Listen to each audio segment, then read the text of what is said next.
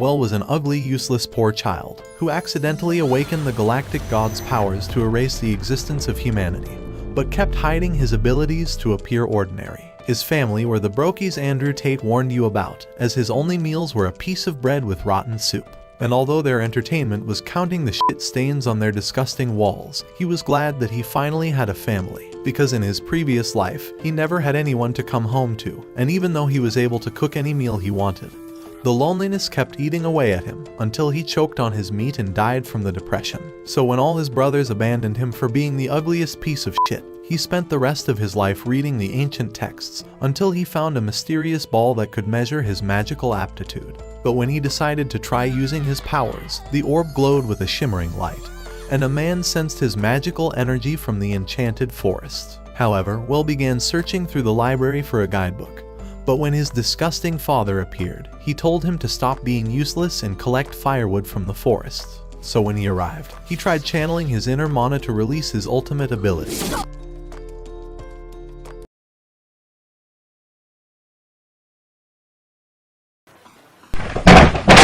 With his attempts having flopped harder than his pathetic face, the man appeared before his eyes.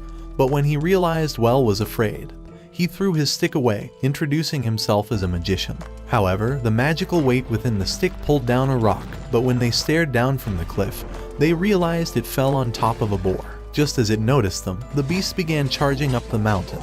But as Well tried running away, the man told him to picture his wind magic and to circulate the mana through his body. So just before he was crushed, Well released a burst of mana, but as the boar shrugged it off, the man told Well that he just used his first magical spell. However, when the beast charged again, he propelled a strong wind that sent it flying through the trees, before revealing that his name was Alfred Rainford, and told Well that he would turn him into the greatest magician of their continent. The next day, Well realized they were having cream for breakfast, but when he wondered if this shit was a post-meal, his mother said they had nothing else to eat. So after he returned to the forest, Well realized it was starting to feel more like home, but noticed Alfred's magical pouch. When Alfred began saying that he wanted to pass his magic on to him, he activated his mana and manipulated the wind to levitate the stick, before revealing that he was going to make Well his disciple, but warned him to keep it a secret, as his powers would spark a succession war with his brothers. So he took Well's hands, but as he noticed they were cold as ice, Alfred told him to imagine mana circulating through their bodies. As he began to picture it, their combined mana released a colorful energy around them. So Alfred told him that he was special,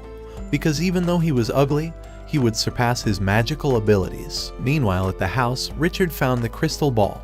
But when the disgusting loser Kurt wondered what was wrong, Richard explained that the ball was moved. As he remembered Well had been in the library, he wondered if the ugly kid was hoping to have aptitude for magic. But they began laughing at how useless he was. All the while, Well was starting to grasp fire magic. But when Alfred wondered how he was able to learn it within a few days, Well noticed his basket, revealing that it contained mountain vegetables. Alfred told him that he could take it to his family, and said it would help him avoid suspicion. That night at his home, his family was excited to eat some veggies instead of the shit they're used to choking down. But Kurt realized Well was going to be a threat. The next day, while Alfred was teaching Well to use advanced wind magic, he told him to sense the vibrations in the air around him.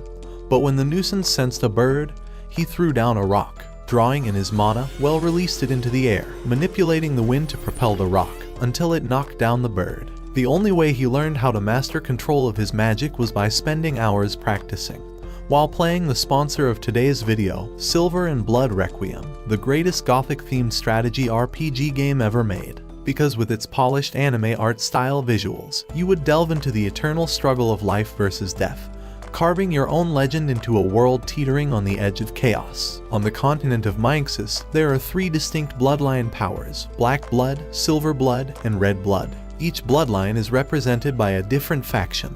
The Mountain-blessed vampires, led by the protagonist Noah, the Tempest Church, guardians of time and order, and ordinary humans, who carry the red blood. As the protagonist sets out on a journey to find the Mountain-blessed, they begin to uncover hidden calamities, and the mysterious way to awaken their true potential, the Covenant. Its gripping storyline is filled with the most unexpected twists and turns I've ever experienced, especially as I played through dark forests, abandoned castles, and felt the eerie qualities of gothic fiction like the legends of Dracula. With over 50 mysterious characters across 4 factions, you can strengthen their blood power through equipment, skills, and spirit siphon to forge your own unique moon-blessed lineup, with some of the best voiceovers and music compositions ever made. On launch day, there will be plenty of in-game events and generous resource giveaways, so pulling 2 SSR characters is basically guaranteed. And you can even get 2 more SSRs from pre-registration rewards and community events. Like me, you will be blown away by the strategic gameplay and stunning graphics in this beautifully rendered 2D world. So what are you waiting for? Click the link in my description or scan the QR code to download Silver and Blood Requiem, and you'll become a badass protagonist that isn't an ugly, worthless failure in 2 lifetimes like Well's disgusting face.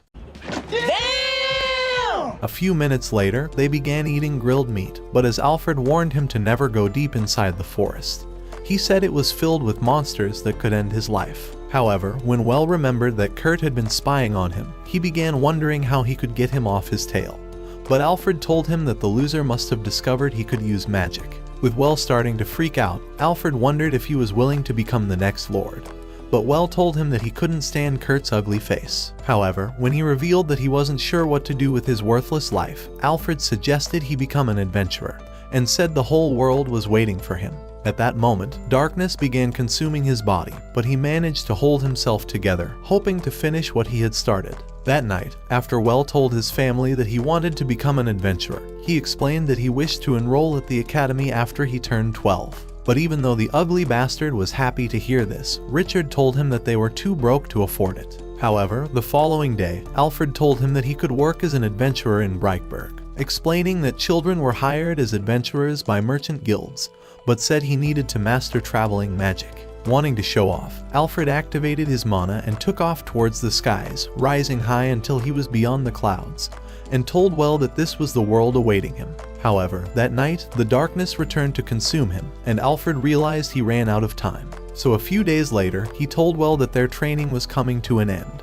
But as Well wondered why it was so sudden, seeing as he only started practicing flight magic, Alfred told him to practice on his own. That night, while having dinner, Richard began saying that a whispering dead was spotted in the woods, an undead that retained its cognitive powers, but was always cold as ice, with skin pale as a corpse. At that moment, Well realized Alfred perfectly matched that description. But Richard continued by saying that the undead would eventually become a zombie that feasts on people. As these words scared the shit out of him, Well headed into the forest, but lost control as he crashed down. However, Alfred appeared before his eyes, wondering why he came, but Well began saying that a monster was inside the forest, and asked him to run to his home. With his attempt being as useless as his face, Alfred decided to confess that he was the Whispering Dead.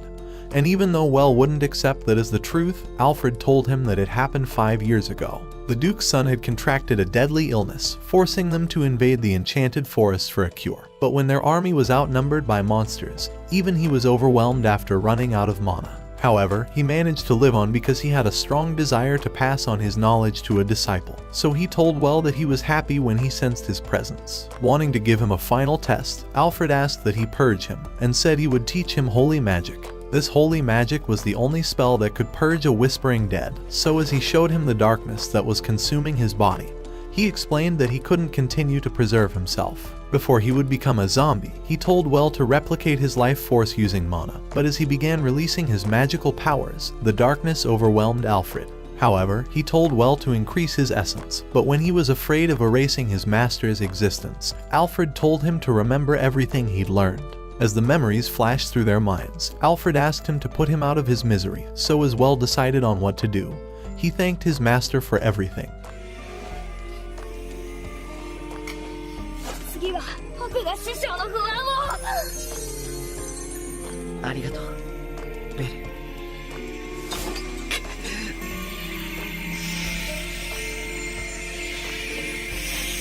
いい魔法だ。師匠。また100年後くらいにあの世で会おう。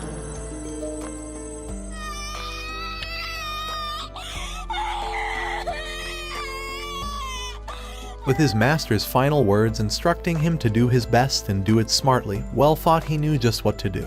So a few years later, he began heading to the capital, and as he waved his family goodbye, He knew he was about to start a new life and change his world forever. After he arrived at the academy, the students started introducing themselves, but Well wondered how he would cope after being in solitude all his life. Having never communicated with anyone his age, he thought all his classmates would outcast him, but as the teacher told him to introduce himself, his happy-go-lucky ass tried putting energy into every single word. And as all the students began staring at him, he realized he was clapped harder than his worthless face. But the teacher decided to explain the curriculum for the scholarship class. After Well received a party registration form, the teacher announced that they would begin training in parties from next month, but told them to decide on who will be joining up with them. Just as Well heard these words, he realized he needed to find a group, but knew no one would want his pathetic ass. Later at the cafeteria, Well realized that the other students were staying away from him, but Lena and Louise were secretly watching him. They had heard that his magic power was already on par with top-class adventurers, and a boy told them that even the magic instructor couldn't figure out anything to teach him.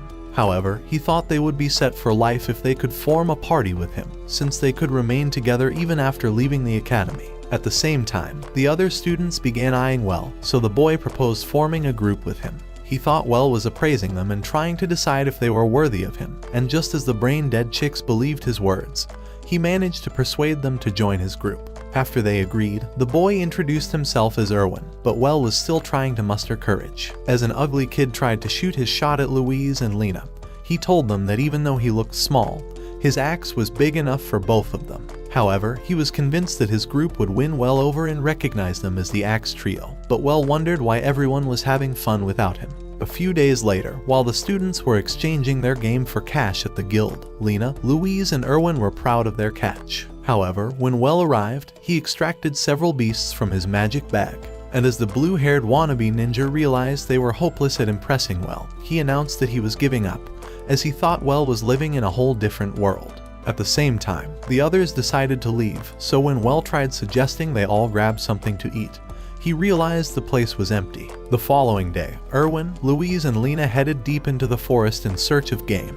But as Lena began sensing the presence of beasts, large wolves appeared from the bushes. Immediately, they readied their weapons, but Well was scouting the forest from a cliff and soon realized they were in danger. Realizing they were his useless classmates, Well thought this was his chance to make them his friends, so as he activated his flying spell, he took off towards the forest. Meanwhile, Lena and the others were fending off the wolves, but as they realized they were outnumbered, Erwin saved Louise from an attack, but injured his shoulder protecting her. Just as the wolves attacked at the same time, Well summoned large rocks to repel them, and they saw him floating mid-air. After they returned to the academy, they apologized for being a nuisance, and Erwin revealed that they were trying to get him to recognize them. As Louise concluded that they were definitely not in his league, she told him that they were giving up on forming a party with him. But Lena wished she could see his sword even once. At that moment, the teacher entered the room and told them that they were all being invited to a garden party hosted by the Duke of Bleikroder. However, after they arrived at the party, the Duke ignored all of their worthless faces and went on to introduce himself to Well, saying that his name was Amadeus. As he explained that he intended to speak with him privately, Well asked that Erwin, Louise, and Lena come along as his party members, but the trio were stunned by this. After they arrived inside, Amadeus introduced an older man as his court magician, and the man told him that his name was Brantak. As Amadeus began saying that he was Alfred's teacher, he explained that he was also a talented user of tracking magic. So Brantag revealed that he knew Alfred was a whispering dead, but said his presence disappeared 2 years ago. He was curious to know if Alfred passed on after fulfilling his wish to teach his magic to someone, and having recognized Well's immense magic power, he noticed he was carrying Alfred's magic bag. As he asked Well if he was really Alfred's disciple, Well confessed that he was, so Brantag wondered what his final moments were like. Recalling the memory, Well revealed that he purged him before he became a zombie, so Brantag thanked him for allowing Alfred to pass on peacefully. As Well revealed that the magic bag contained the supplies for the expedition into the enchanted forest, he told them that he had been wanting to return it. That evening, after the party was over, Well rushed to join Erwin and the girls, so as he explained that he was handing over the supplies, Lena told him that they didn't deserve to be in a party with him. As Erwin admitted that they intended to use him to improve their lives, Well revealed that he was also using them, and wondered if they ever looked in the mirror. He told them that he intentionally dragged them along because he didn't wish to go alone with the Duke, but as he admitted that he really wanted to be in their group, He said they were his only hope to not die a virgin again. Right then, Amadeus and Brantag showed up, and as the Duke told Well that his reward for returning the supplies was to get 20% of its value, he told him that he would be sending 1,000 gold coins to him. Realizing it was estimated at $100 million, Well screamed at the discovery, but Brantag went on to tell him that he would be inheriting Alfred's estate. A few weeks later, while Well and his friends were sailing through the sky to attend a wedding ceremony, Louise appeared in a flashy dress. As she went on to say that all the nobles would try to employ her once they spotted her, Well told her that the only thing they would get her was mouthwash.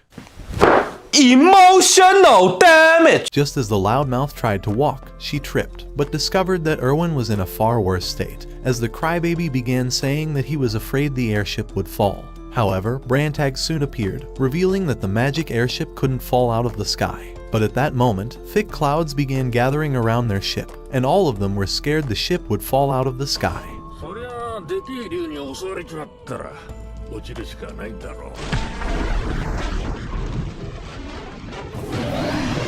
Congratulations, you played yourself. When Brantag revealed that he couldn't beat it, he explained that it was an undead, and said it could only be killed by purging it with holy magic. However, he couldn't use holy magic, but when the crew began growing restless, he told them that there was another mage on board, and Well soon realized he was referring to him. As he freaked out, he tried saying that he couldn't do it, but Brantag said that Alfred would have easily taken care of it. Somehow, these words gave him the confidence he needed, so as Well readied himself to head out, Brantag told him to purge the dragon immediately. Just as he flew outside, the dragon repelled him with thick mist that consumed the trees below, but Well realized that Brantag had cast a protective barrier over the ship. So as he drew in his magic, he directed his mana towards the dragon, but it nearly ended his life. As he decided to make another attempt, the dragon tried to eat him, but Well continued gathering his mana. So as he released it, his mana pushed through the thick mist, overwhelming the undead dragon. However, it managed to land a series of attacks, but as the mana consumed it, the bones began falling apart. As Brantag directed him to collect the bones into his bag, Well absorbed them, but soon spotted a huge gemstone. After it was over, all the passengers began to celebrate the victory, but a man with a fat-ass face appeared, saying that he watched from afar how Well defeated the dragon. His name was Eritirio, so as Brantag revealed that he was one of his partners from the time he was an adventurer. He explained that the buffoon was now the head of a huge merchant company in the capital. After they arrived at the capital the next day, Erwin suggested they enjoy the town before the wedding began. But when Brantag told them that he needed to attend to grown-up stuff, Eritirio realized he had intentionally left him in charge of the kids. Right then, an army of knights appeared before them. But as Erwin wondered if his bad luck had gotten them into trouble, the general acknowledged Well for slaying the undead dragon. As he revealed that the king was waiting to see him, Well soon discovered that the palace was huge. However, his friends decided to ditch him, and Louise hoped that his useless face wouldn't get them into trouble. Inside the palace, a man welcomed him as the slayer of the ancient dragon. But after he paid his respect, the king granted him the 6th rank of baronet, so Well recited a pledge he had previously memorized. A few minutes later, 2 shameless morons began screaming that Well should receive 100,000 coins for his dragon bones, while the other said he deserved 200,000 coins. However, a man named Hohenheim suggested a compromise of 150,000 coins, explaining that Well was the center of attention in the capital. He thought their pointless argument was only an embarrassment to the king. So as he managed to shut them up, Eritirio revealed that the useless old man was actually trying to bring him under the church's influence, but said the others also had their own motive. That evening, after they left the palace,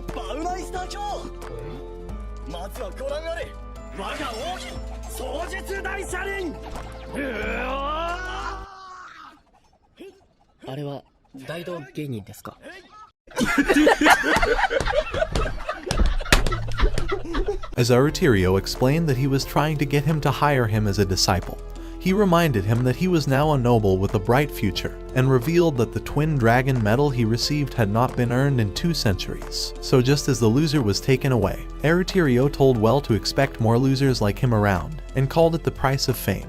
The following day, Well met up with his brothers, but when he noticed they weren't happy, Erich told him that they had not received the wedding gifts from their family, and Paul said they were about to have the worst wedding of the century. As Helmut revealed Kurt's letter, Well realized his family were still brokies, so he offered to pay for everything since he was now the top G. A few hours later, the wedding concluded, and Well was happy that they managed to get the wedding gifts. After the ceremony was over, Eritirio showed up with a comb kuji, and as the sight of it made Well excited, he realized it was something he had always wanted. So that night, he and his friends began trying to use it in fermenting miso, and Well used his magic to complete the process. So in the morning, when he made it as breakfast for everyone, they all loved the taste of it. A few days later, after Well arrived at Hohenheim's mansion for baptism, he decided to present him with a gift to express his gratitude for allowing him to partake in it. However, when a girl entered the room, Hohenheim introduced her as his granddaughter, so she revealed that her name was Elise. This was the first time Well ever saw her, so as he told her his ridiculously long name, he soon realized she possessed magic power, so Hohenheim revealed that she could use holy healing magic.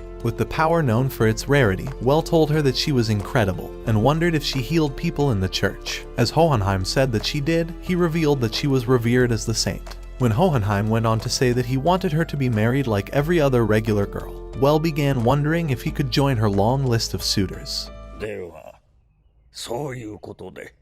It was at this moment that he knew. He f***ed up. When Well tried explaining that he was only f***ing around, he realized that he really did f*** himself, but at least Elise would be the one doing all the f***. The next day, after he explained what happened to his friends, Erwin thought he was the toppest of the top G's for getting engaged to the saint, and Louise told him that the girl was perfect for him. However, Well was disappointed that he got engaged so fast, having always wanted a harem of chicks for himself, but tried explaining that he barely knew the girl. When Lena told him that it was the same with everyone, Henrik revealed that everyone else met their wives on the day they wedded, but the discovery left Well speechless. A few hours later, after he was disguised as a creepy clown, he noticed everyone was staring at his haunted face. So when he wondered why he was given a crappy-ass disguise, Erwin explained that it was the only way to keep him unnoticed. When they began heading towards the market, Well noticed the spear loser he earlier ran into, but as he was afraid that the weirdo would recognize him, the moron actually did. He told Well that he remembered his teeth, but when he tried asking the buffoon to not reveal his identity, everyone soon noticed and began asking to be made his disciple.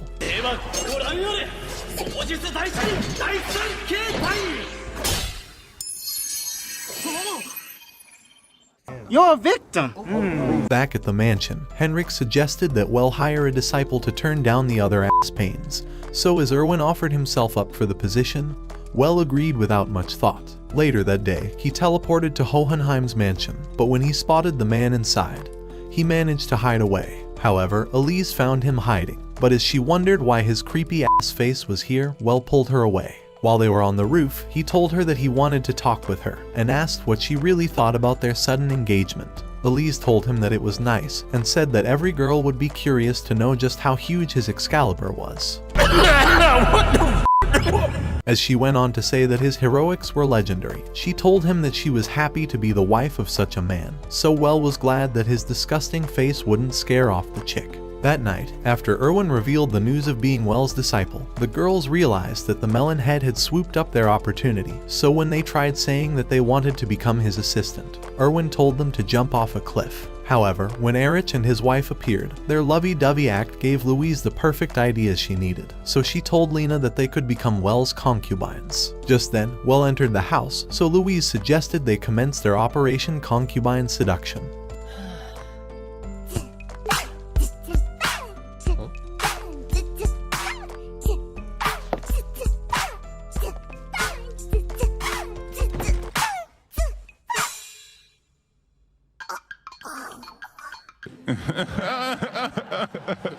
The following night, Well took Elise to a jewelry store, knowing he needed to get his chick an engagement ring. But when he asked how much they were, the clerk told him that they cost about 50 gold coins. Knowing it was estimated at 20 grand, Well wondered why they looked so attractive yet unrefined.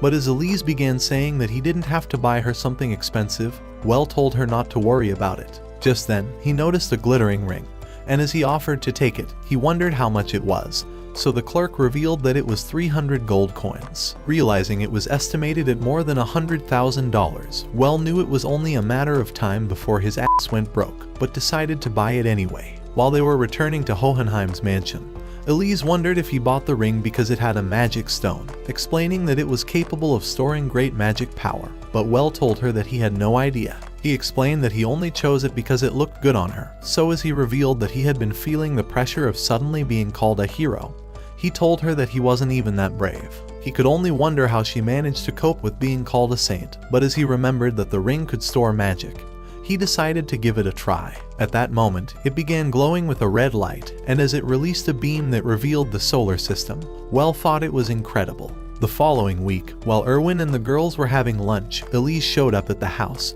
wondering if they could tell her what kind of man Well was. Meanwhile, Well was at the palace, and as the king asked if he could help them slay a dragon, he accepted without a thought. So as a knight began explaining the mission, he revealed that their destination was the territory of an ancient dragon. Hearing that, Brantag realized that their duty was to eliminate the dragon, so the knight revealed that only a magician could withstand a dragon's breath. When Well wondered how only 2 of them would take on a dragon, Brock burst into the palace, and Brantag realized he was the 3rd magician. As Brock spotted Well, he recognized him as the hero who slew the bone dragon, but his huge hand nearly tore down Well's shoulder. As he bowed before the king, he told him that they would set off immediately, but as he began oozing with a flaming aura, Well wondered if he was truly a magician or a misplaced wrestler. Brantag affirmed that he was the palace magician, and revealed that his name was Armstrong, but everyone called him Brock. As they flew towards the dragon territory, Well noticed that the muscle brain was fast, but Brock revealed that they were heading to the military garrison on the border. At the same time, Henrik was telling Well's friends that he had left to slay a dragon, but when Lena wondered if he went solo, Henrik told her that he formed a temporary army. Right then, they started hearing a loser's voice from outside the gates, and as they discovered it was the same spear buffoon, Louise wondered if they would be a part of Well's army. Henrik said that they would, and revealed that Erwin would be temporarily in charge of them until Well returned. Hearing those words, Erwin began freaking out and said he couldn't take command, but Lena told him to suck it up, while Louise told him that no one expected anything from his sorry ass anyway. Damn! However, by the following day, Erwin managed to lead them into battle. But while the sun was still coming up, Brantag, Well and Brock arrived at the dragon's den, so as Brock screamed for the battle to begin, the dragon emerged outside. Its roar made Well scream in fear, but Brock began casting magic armor spells, boosting his strength with full armor. Just as he launched towards the dragon, he managed to knock it on the head, so as Well realized his spell converted magic power into physical objects. Brantag explained that its defensive strength was greater than a magic barrier. So as Brock flung the dragon into the ground, Well began gathering his mana, but Brantag told him that Brock would soon run out of magic power. However, he managed to fling the dragon again, and as he told Well to end it, he released his mana and overwhelmed the beast. After it was killed, Brantag told Well to collect its body, so as he absorbed it into his magic bag.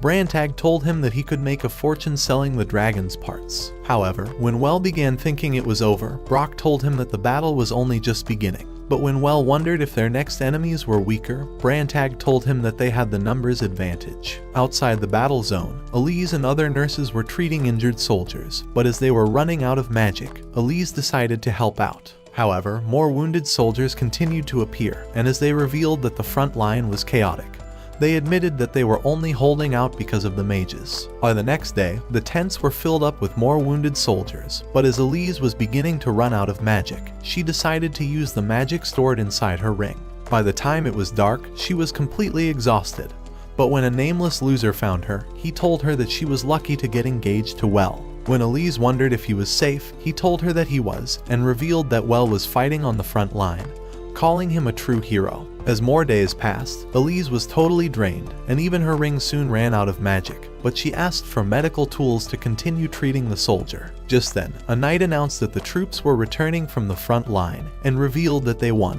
But as another appeared, saying that Well was injured and needed treatment, Elise began rushing to find him. However, she discovered that he was perfectly fine, and as she was relieved to see him, her exhaustion made her pass out. When she woke up a few hours later, Well told her that he heard stories about her on the front line, and as he said that all the soldiers admired her as the saint, he told her that he couldn't wait to be baptized in her juice. What do you mean by that? After they returned to the mansion, they began trying to redecorate the place, but when Elise arrived, Louise wondered why the bitch was determined to take their man away, and thought it was the end of their Operation Concubine Seduction.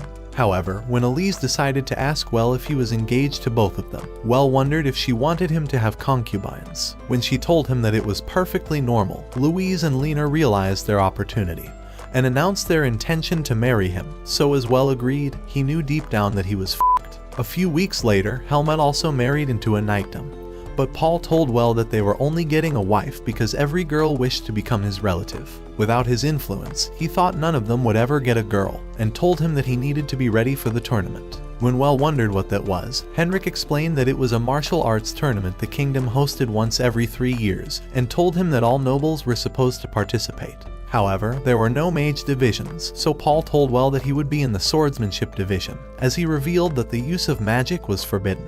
At the mansion, Brantag was telling Erwin and the girls about the tournament, and he thought they would be respected by everyone if they managed to make it through the preliminaries. So as Louise and Lena thought they had a chance, they left to commence training. But when Erwin continued dawdling, Brantag wondered why his lazy ass wasn't up yet, so Erwin told him that he had nothing to lose. However, Brantag thought his fat ass had everything to lose, and told him that he could be kicked out of his adventuring party for being useless baggage. But the thought scared the shit out of him. That night, when Well announced that he would be entering the tournament, he told them that the last winner of the past 2 tournaments wouldn't be participating. But as Louise began saying that they would certainly win, Well told her that no one with the size of her tits would ever win anything. Yo, that one there was a violation. Personally, I wouldn't have it. As he went on to reveal that he had something important to discuss with them, he wondered if they would allow Elise to join their party. But Erwin was glad that he wasn't getting kicked out. At the same time, Louise and Lena were excited to add a healer to their group. And even though Lena wished the bitch wasn't after their man, she told them that she'd be very useful. With Erwin in support, Well began revealing that he would focus on the martial arts tournament, and as he admitted that he wanted to save himself from getting embarrassed, Erwin declared that he would win it. So early the following day, he started running a marathon, but with the girls already exhausted, Well barely kept up the pace. When they moved on to pull-ups, Erwin outmatched them, and after they advanced to the weapon training, Well began swinging his sword like a sickly ugly girl, but Erwin wouldn't stop. Even at nighttime, after Well's lazy ass already retired to his bed, the others continued to train. But as Erwin persisted till sunrise, he noticed that his hand was injured. However, that day during lunch, after Well told them that the winner of the last 2 tournaments would be participating, the news left them all speechless. So that night, Erwin tried asking Well if he would remove him from the party for failing to win the tournament, as the thought was increasingly making him anxious. However, when he realized that Well was actually asleep, he decided to shake the weakling awake. Hoping to save his blushes, Well began saying that he was waiting for Elise, and revealed that she was anxious about joining their party as she thought she was too useless. Just as Erwin heard these words, it managed to stir up his determination once again, as he realized he wasn't the only one afraid, and said he would win the tournament. On the day the tournament began, Brantag and Brock stayed at the VIP section, so while the girls were warming up, Elise arrived with their lunch. By the time the preliminaries began, Well discovered that his opponent was Warren, the winner of the last 2 tournaments. He knew he couldn't possibly have worse luck, but as he drew his sword anyway, he thought he had no other choice but to fight. However, just as the fight began, Warren jabbed him in the gut, knocking him unconscious before he even knew it. When it was Erwin's turn to fight, he rushed at his opponent, parrying his sword and forcing him to surrender. At the same time, the first side chick won her round, but by the time she rejoined Well, she told him that she lost in the semi-final round. But Brantag told her that she was still better than Well's pathetic ass. Meanwhile, Lena was in the final round of the preliminaries, but as she realized that her opponent was the spear buffoon, the dude recognized her as Well's party member. Thinking it was his chance to impress, he took a step forward, and as he jabbed at her spear a dozen times, he parried her attack and knocked off her weapon. Before long, she rejoined the others, explaining how she lost, but when she noticed that Well was asleep, Elise told them that he didn't get any sleep the previous night, and revealed that he actually spent all of that time making their lunch. Meanwhile, Erwin had won his final preliminary match, but as his arm began to hurt, he noticed that Warren had easily defeated his own opponent, and he told him that he was looking forward to their match. However, when Erwin returned to the locker room, a man tried persuading him to forfeit the fight, but Erwin told him that he already promised to win. He told them that it would be impossible to remain a member of the party if he continued to be a loser. But as Lena figured out where his insecurity was coming from, she told him to check his lunch box. Deciding to do so, Erwin realized that Well had left a friendly note, so as he figured out the perfect thing to do, he headed off to fight anyway. A few years later at Well's village, Kurt's family joined him on the farm, and his wife told him that he had a visitor, revealing that they wished to speak about Well. Just as he heard that name, Kurt grew angry, so after returning home, the visitor delivered a letter to him. Thinking it was nothing relevant, the beanhead gave it away to his wife and began saying that he wasn't concerned about Well's fame. But just as she read it, she told Kurt that Well passed away while exploring ancient ruins. A few days earlier, Well was still alive in the city, and as he noticed he was becoming an adult, he thought it was only a matter of time before he began to develop plot. At the same time, the rest of his party members were excited at finally becoming adventurers. But when Well began saying that they'd gained the freedom they always wanted, Brantag appeared at that moment, revealing that they've been requested to explore some ancient ruins. It was a mandatory quest from the king, so as Brantag told him that he couldn't turn it down, Well realized he was still the same servant he always was. The next day, after they arrived at the ruins, Brantag led the group into the underground, explaining that several adventurers had gone missing after heading down here. He said that the guild had realized just how dangerous the ruin was, so as Elise figured that the only severe danger would be the presence of a dragon. Brantag told them that they were sent as a peace offering. Since the morons all agreed on naming their group the Dragon Busters, Brantag thought it only made sense that a dragon busted on their ass. Pause. At that moment, Well realized that the entire party were queued up right behind him, but Erwin told him that it was the only way they could save themselves from a dragon's breath. However, Brantag told them that there were no dragons close by, and as he revealed that he had cast a detection spell, he said he wasn't sensing any enemies. Just then, Lena noticed a huge door, so as they entered, walking into the circle, Brantag sensed danger. When he tried telling them to run away, they realized the doors had closed, so as a spell trapped them inside. Gluing their feet to the floor, they began disappearing one after another. Just as Well tried to hold his girl, he also vanished, but Elise soon followed. By the time she woke up, she realized she was back with the others, but Well noticed the strange writing on the wall. When Brantag explained that it was an ancient trap that used magic to teleport victims to the bottom floor, they noticed a flight of stairs and realized that climbing up was their only option. Just as they got to the top, they entered a huge chamber, and as they noticed an army of golems, the door sealed them inside, so as Well realized they were trapped, the army came awake. Just as Well tried to unleash his magic, Erwin covered him, telling him to step back, and Lena told him to conserve his magic, while Louise assured him that they could hold their own. So as they attacked, cutting down the golems, Lena destroyed half a dozen, while Louise continued bashing them. At the same time, Brantag protected Erwin with a wall of wind, and directed Well to support them by using wind magic to limit the golems' movement. As Lena destroyed a line of golems, Louise released magic shockwaves to pulverize them, while Erwin sliced through the ranks. With all the golems destroyed, Elise began replenishing Lena's mana, but as Lena noticed skeletons,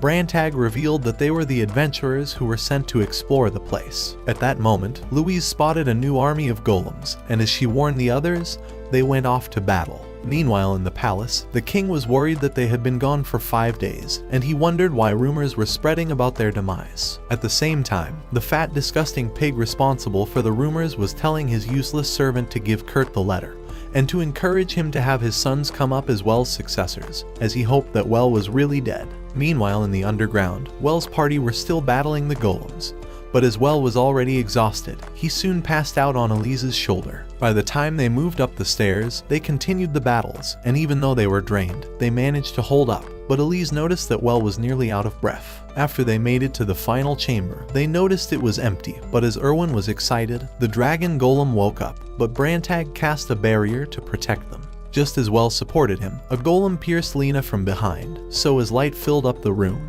the dragon intensified its attack. At the same time, Elise was trying to heal Lena, but as her magic ran out, she decided to draw magic from her ring, determined to save her. When Brantag realized they were hopeless playing defense, he told Well that things would only get worse. So when Well realized that Lena had recovered, he told Brantag that they needed to destroy the dragon.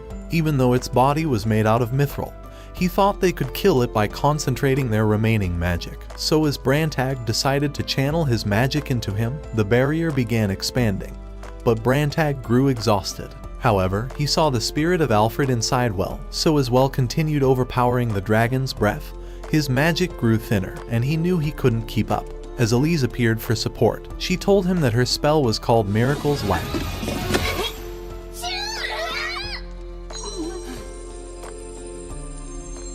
But just as she passed out, Well increased his mana to overpower the dragon's breath. and as he shrunk it, he pierced through the dragon's head, killing it instantly. Right then, the golem stopped moving, but Well also passed out from fatigue. A few hours later, when he woke up, he realized that the two ugliest bitches were talking about his kiss, but as Erwin summoned them, Well realized that Elise was still asleep. When they met Brantag told them that the underground was created by a count who was a leading creator of magic items, and said that its purpose was to test people's talent to figure out if they were worthy of his legacy. Just then, Louise summoned them, so as they saw a fleet of ancient airships, Erwin pulled a lever to open the exit, and Elise was glad that they managed to make it. After they returned to the palace, a man began to read a list of the items they found, but as he revealed that their reward was 2 million gold coins, the group stared in shock. However, after they'd returned to the mansion, Well told Brock that they were leaving the capital because his face had brought them nothing but bad luck. Knowing he would be missed, Brock began saying that he would spend the rest of his time investigating the peddler of the false claims of his death. But Well wondered what the fuck was going on. Meanwhile, the ugly dickhead named Ruckner was in a meeting with 4 other losers, and as they wondered if Well's survival ruined his plan, Ruckner told them that his true plan was always to bring them together for a bigger plan. Back in the mansion, Well and his friends were having lunch, but when a girl began spying on them from outside, Well sensed her presence. So as he told his friends that he wanted to have someone watch over the mansion, Lena suggested they hire someone strong and loyal who wasn't a creep. When Louise thought they would never find one, Lena figured out the perfect person and said he was the spear buffoon. So as the others agreed, they revealed that his name was Rodrich. Before long, they invited the loser over, and Well wondered if he was still interested in working for him. But as the nuisance began to cry, he told Well that it was the happiest day of his meaningless life. As Lena and Louise began having second thoughts, Well noticed the girl again, but by the time the others tried to find her, they realized she had vanished. The next day, Well and his friends arrived at the capital's research lab, so as the head researcher introduced himself as Lucas, Well asked if he had a rumored magic circle that could summon anything the user imagined. As Lucas said that he did, he explained that it was still a prototype, and revealed that it would require a great amount of magic power. Wanting to give it a shot anyway, Well stepped into the circle, so Lucas told him to visualize what he wanted to summon.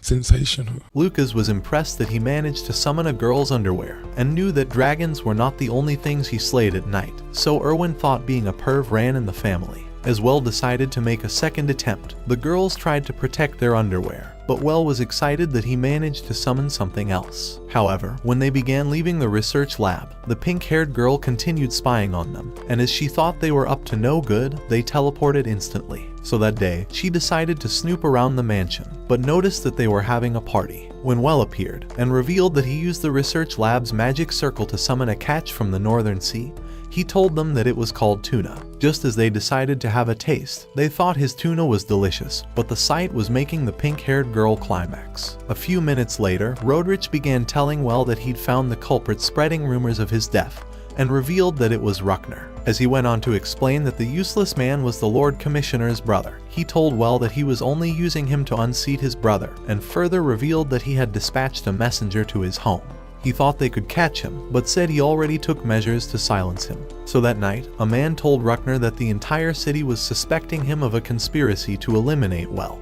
And just as he wondered how that was possible, a wretched hag who was his wife told him that he was being summoned by the king.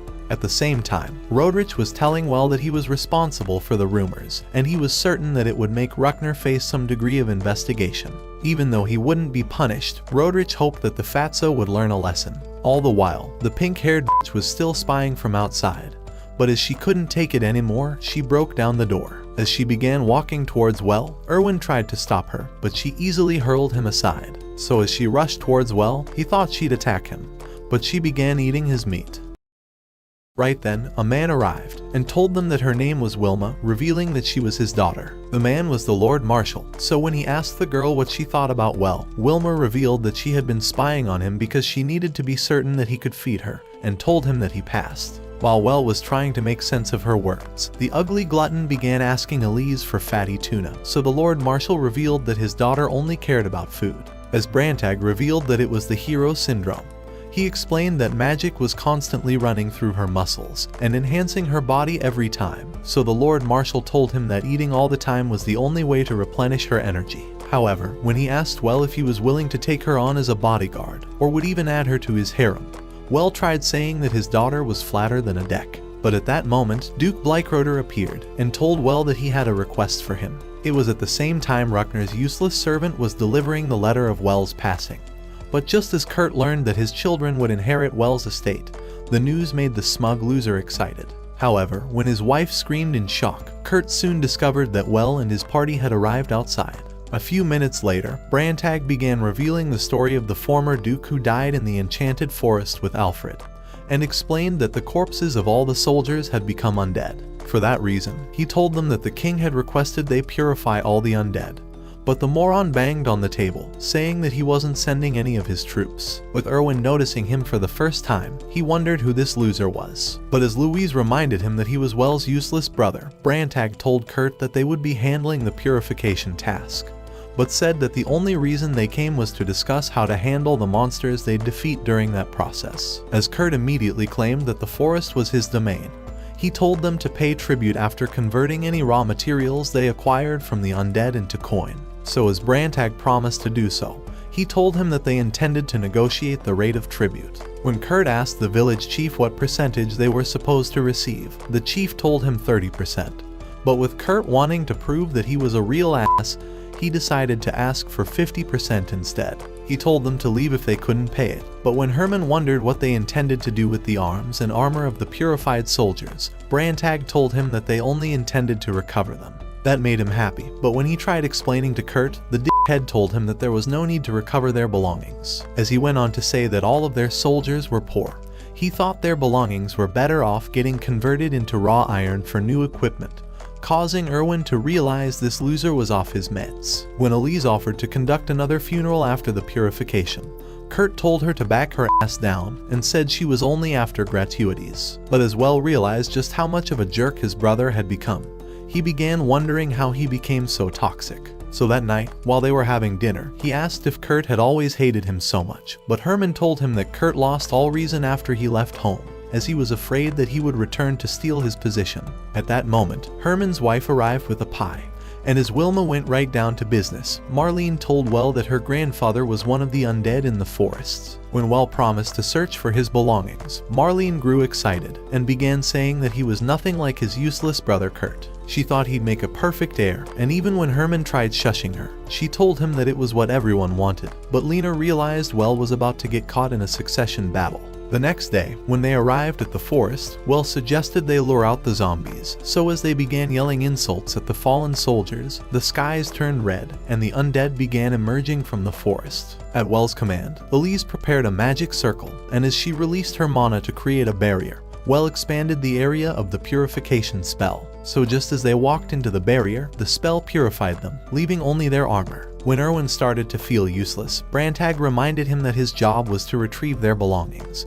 But when Louise noticed a peculiar undead, Well figured that it was the general commander who was also the former duke. Right then, a wyvern appeared above, but Wilma saved Erwin from getting crushed. So as they noticed it was an undead, Erwin wondered why it wasn't getting purified by holy magic.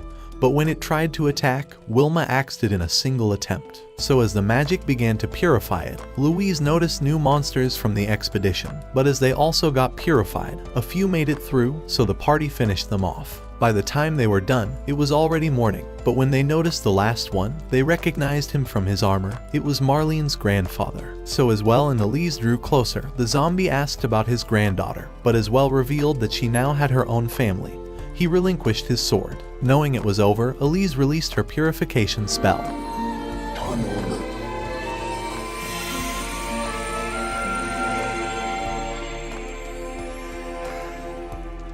After they returned their armor to the village, one of the villagers thanked Well for finally giving his son peace. But as Kurt arrived, he began commanding them to hand over the broken swords and rusted armor to the blacksmith. When the old man tried explaining that they intended to bury them in place of their dead, the mushroom head called it nonsense, and said they would use the arms to develop their land. With Well having had enough of this head, he tried asking him to leave the villagers alone. but the bastard called him a lowly adventurer and told him to get lost. So as Well wanted to silence him for good, he pulled a massive iron from his magic bag and told Kurt to accept it as a replacement. But the ass only grew angrier. After Well and his party arrived back at the house, the village chief wondered why they were still around. So Well told him that they were ordered to remain here until the owners of all the items were identified. However, the village chief had already figured out what was happening and asked if they would participate in the funerals. But the following night, after the funerals were over, he began asking Well to become the heir of their territory and said that it was the people's true desire. When Well tried saying that it was inappropriate, the village chief told him that their land had no future under his useless brother. And even when Well told him that he wanted to live as an adventurer, the man said he could leave someone in charge. Even so, Well still wouldn't accept, and tried explaining that he'd already been made the head of a different independent line, as he thought the royal palace would never allow it. However, the chief told him that this was their desire, so as Brantag appeared, he told Well that the palace wanted him to become the lord of this territory, as he explained that they had always wanted to develop a large swath of untapped land so that they would reap huge benefits. He said they had made no progress for years, so Well figured that it was due to the lords of the land being ordinary people. As Brantag told him that it was true, he said that Kurt was even worse and revealed that the palace was at their wits' end, which is why they were desperate to make Well the next lord. But since they couldn't force it to happen, Brantag explained that they had hatched a plot to make Kurt reveal just how much of a scumbag he was, so that they could easily replace him as the heir. Hearing all that, Well realized he was actually sent to provoke Kurt, so Brantag told him that purifying the undead was merely an excuse. Even though he thought Kurt's anger would only make him try to kill Well, he told him that he was keeping his eyes on him. But Well thought the entire plan would end in disaster. The following day, after he revealed everything to his friends, Louise wondered why he was unwilling to obey the order from the palace. But Herman entered at that moment, announcing that he had visitors. A few minutes later, Well was summoning a water bubble for Kurt's useless children, and just as it burst, a rainbow appeared in its place. But Louise realized that they were the reasons he wouldn't accept the royal order, because once he did, the kids would lose their future as nobles, but the village chief was spying on them all the while. That night, when a group of villagers approached the mansion, Brantag, Well, and Herman materialized before them. So as Herman wondered what was happening, the old man revealed that they intended to tell his useless father their demands. As he went on to say that they wanted Well to be the next heir, the man said he wasn't afraid of getting punished, as he revealed that Kurt was giving favorable treatment to those closest to him while wringing taxes out of everyone else. He thought Well was their only savior, and said they decided to move into action after learning that he intended to leave the village within a few days. But Well wondered who was peddling the rumor. Right then, Brantag noticed the village chief spying on them, and having figured that he was the rumor peddler, he met him while he was sneaking away, and wondered why he was stirring up the others while staying away from the mess. He thought he was mischievous, and told him that the royal palace wouldn't trust anyone with a horrendous face like his. But the man told him that he was a simple village chief, and warned him to be careful around Kurt's wife. That same night, a few villagers warned Kurt about Well's actions, saying that he intended to turn the rest of the villagers to him. But as these words made the melon head angry, he threatened to punish everyone. Meanwhile, Well was wondering what would happen if he became the lord, so Brantag told him that Kurt's ugly ass would be erased. So the following morning, Well decided to visit the asshole, and asked if he could receive some of the land after he became lord, as he offered to help him raise his rank in return, and to provide funds to develop the land. He thought this would help the villagers enjoy a good life, and would even save their family from continuing down the line of brokies. But Kurt ripped apart his proposal. As he began saying that he wouldn't be swindled, he called it a plot to steal his authority. And when Well tried explaining that it was the only way to save his family from the rebellion, he knocked off the cups, and told him to kiss his white ass. Just as Well left, he noticed Kurt's wife and her children. So a few minutes later, after Well explained everything to her, and said he didn't know what else to do, Amelie admitted that she'd been sticking close to him so that she could appeal to his emotions for her children to keep their noble status. She told him that they were the most important things to her, and said she'd do anything to protect them. Later that day, Well decided to tell his friends that he'd decided to become the next lord, and even though he thought half of the villagers would hate him, he was willing to carry on anyway, but said he wouldn't follow the royal palace's intentions. So the following day, he began selling new items at the village market, while Louise sold new clothes from the capital. At the same time, Lena was selling new crafts, but Erwin sold new tools to the farmers. However, Kurt was angry after learning what happened, and his few supporters told him that they were growing bankrupt. But when they were returning home at night, Well appeared before them, and just as they tried to run away,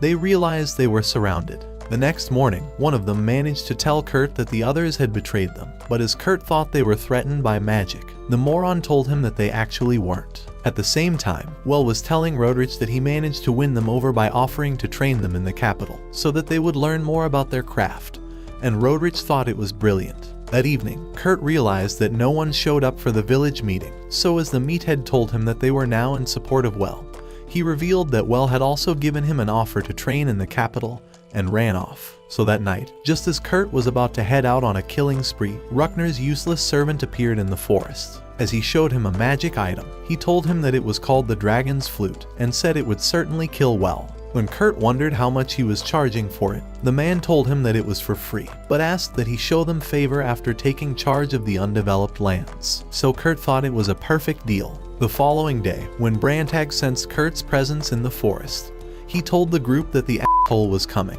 But when Lena wondered if their fake rumor managed to reach him, Brantag reminded them that their plan was to make him blow up. However, when they began wondering why he was coming alone, Brantag told them that he could have found some chance of beating Well without any help.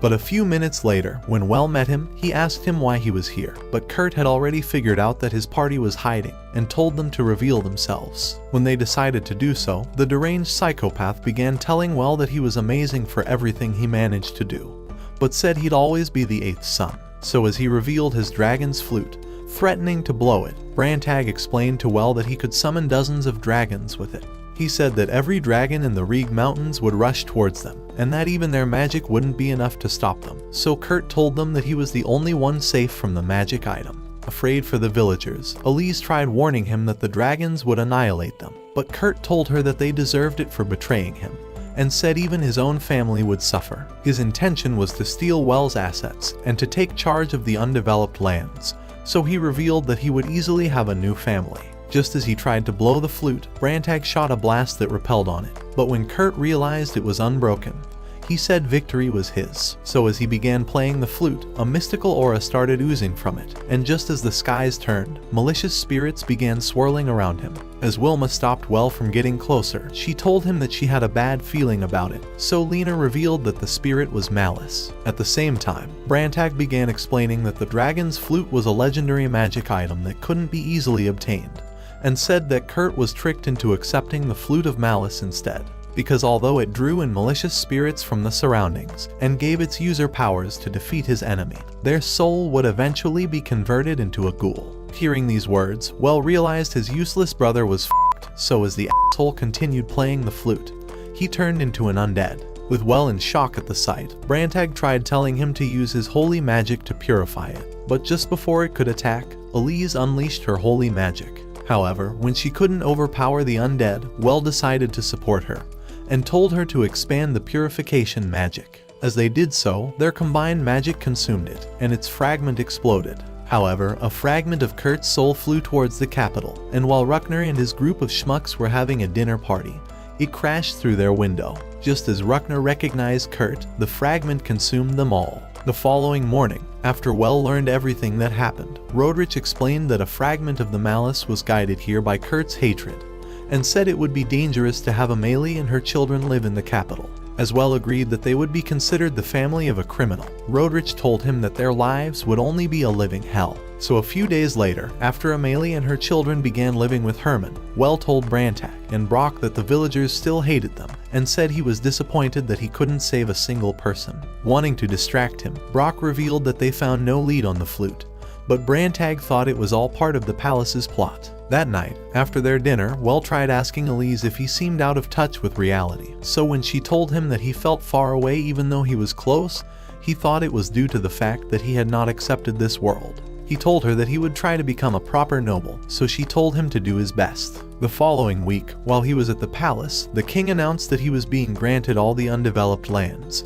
and asked if he wanted something else for a reward. So as Well began saying that he had always wanted to ask for something, he requested for the right to grant 2 open titles, but all the nobles were shocked at this request. As the king reminded him that he was the only one who had the right to grant titles, the Lord Marshal called it an insolent request, and said that allowing him to take charge over the large swath of land was already unthinkable. As Hohenheim told Well to rescind the request, the Lord Marshal went on to tell the king that the domain should be granted to someone else. When the commissioner tried explaining that Well's magic was important for developing the land, the Lord Marshal tried offering someone else, but they soon realized that he was the Marshal's relation. As the Duke decided to butt in, he reminded them that someone else other than the king was once granted the right to bestow titles on others, but Hohenheim told him that it was a case with pressing reasons. However, when the Duke began saying that Well's request should also be considered, the Lord Marshal thought he was supporting him because he was his Duke, so Brock told Well to rescind his request. He told him that his reckless actions had upset the order of the royal palace and said he lacked a noble's decorum, but as the king shut them all up,